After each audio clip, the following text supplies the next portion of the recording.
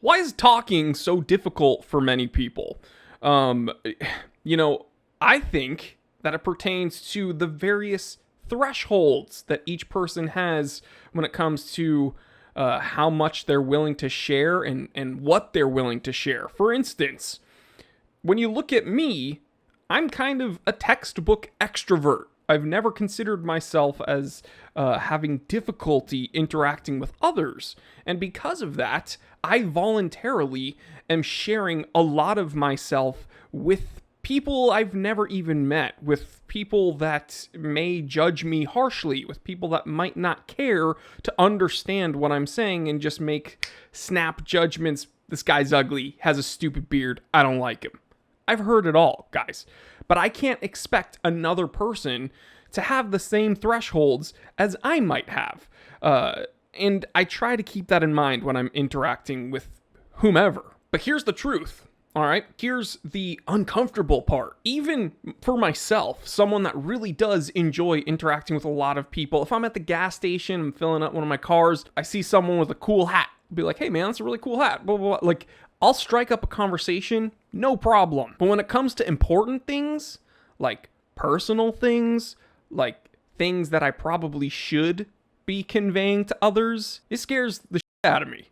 I feel like a physical pit in my chest, like in my throat, that's like hindering me from expressing these things. Those feelings of isolation, anxiety, loneliness, depression. Why is it that I can turn on this camera and talk about anything? Why is it that I can strike up a conversation with a stranger and be cool as a cucumber? But when it comes to these taboo things, things that I probably should really talk to someone about, I choke up. I don't know if I have an answer to that, but I'm going to explore this a little bit further today. So here's the things that keep me up at night.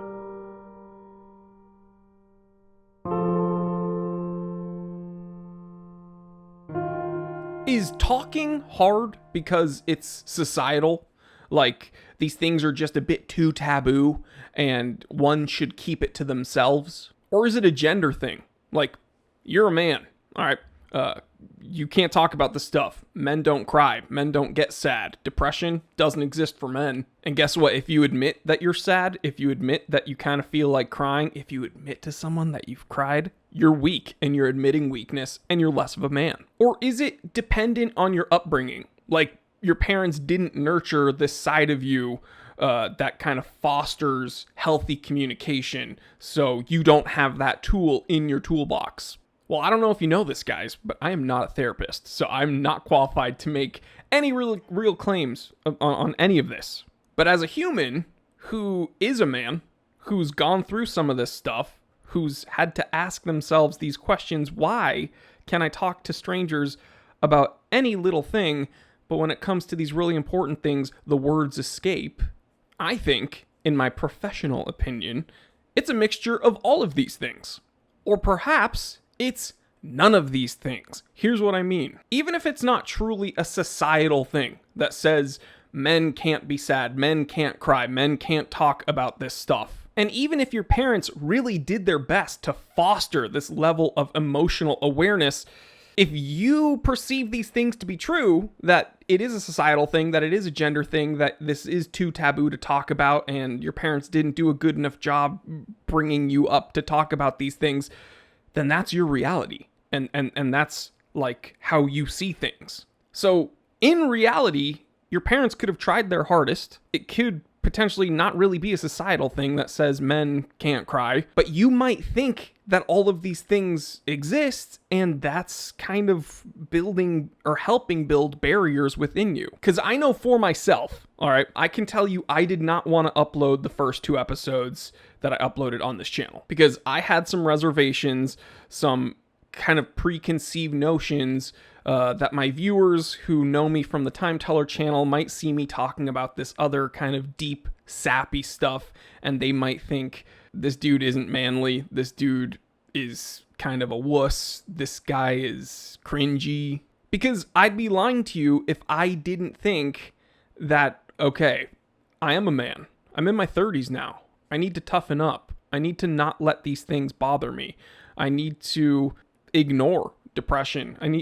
Anxiety, what is that? I need to stop feeling this because I'm a man. But all these fears that I have when it comes to uploading this content, even, those fears prove my point. There's no real proof validating any of those fears. I uploaded those first 2 episodes and there was like an overwhelmingly positive flow of support from the comment section. And most of these proverbial roadblocks are coming from within me, not any external force. It's not like society has like called upon me to let me know I'm not masculine enough.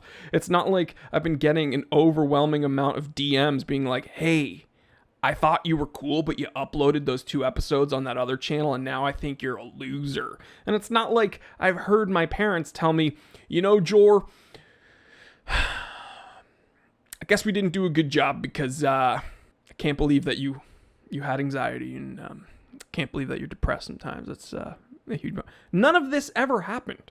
So all of these fears and uncertainties and qualms that I've had about talking to others, it's come from within me. And that's why I say it could be a mixture of all of these things I've listed, or maybe none of them, and it's just within you. So why is talking so dang hard? Well, maybe you're scared that someone might actually listen and judge you. Or maybe you're just inaccurately judging yourself. Hey guys, thanks so much for hanging out with me here at the Things That Keep Me Up at Night channel. As many of you know, these smaller channels on YouTube are not monetized at all. And what really helps us is to keep our content monetized online. That's what pays for the editing. That's what pays for, the studio space and recording and all that good stuff. So if you found it in your heart to support this type of content, please consider joining our Patreon. Click the link in the description below. We have 3 different tiers. We have a $5 tier that allows you to read all the journal entries that are uploaded almost daily and partake of some of the longer form podcasts that are coming down the line. We also have a mid-level tier at $15, I believe, and you can become an actual contributor where you can send in things that you're feeling, things you want me to read, things that you want to share with the other Patreons, and I will actually read those on camera anonymously if you so choose. And we're also going to be doing monthly dream analysis. So if you want to be able to contribute and send in your dreams and have me analyze them, then we're going to be doing that at the $15 level. And then at the $25 level, that's kind of the inner circle. And we're doing a monthly inner circle call where it's going to be kind of like a big Zoom call and we all hang out and we all talk. And of course, at that highest tier, you get access to everything else. So I would love to see you support the channel. Again, these smaller YouTube channels are not monetized at all. And because this is some extra content we're producing here, it costs us extra money to make. So we really do support every penny that comes in. And yeah, guys, again, link in the description below. Please join the Patreon. All right. Love you guys.